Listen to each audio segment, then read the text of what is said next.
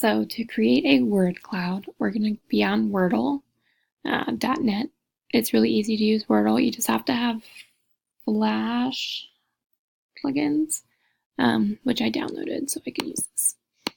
So you just hit create your own, and you're going to need a random bunch of text. So let's see, random things in here. I'll go over here. This is something that I wrote about my time in China, so we're just going to copy a bunch of it and then put it into copy, say bye to that, paste it right in. We're going to hit go.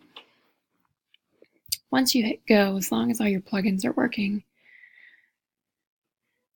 Java, not Flash, never mind, that'll start working and it'll pop you up a word cloud. It does want to run it. Let's see.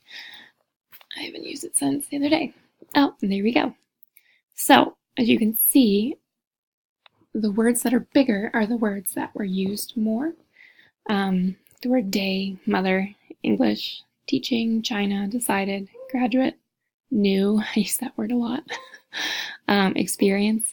Those are the words that were used the most. I think that's always kind of cool because you can see if you're like overusing a word. I think this would be great for a high school English writing classroom because then if they're overusing words like just use it there, or such as, or just little things like that. If they're overusing anything, you'll be able to see it from here, and I think that's a really good idea. So you're supposed to be able to change the language, edit some things. I, for some reason, cannot, but you're supposed to be able to open these. You can change the color pattern. You can change the layout. It can look like a butterfly. It can look like the United States, the world, whatever.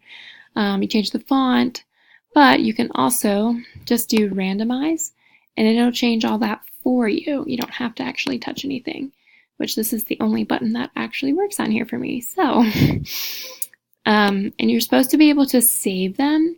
However, I was not able to save mine.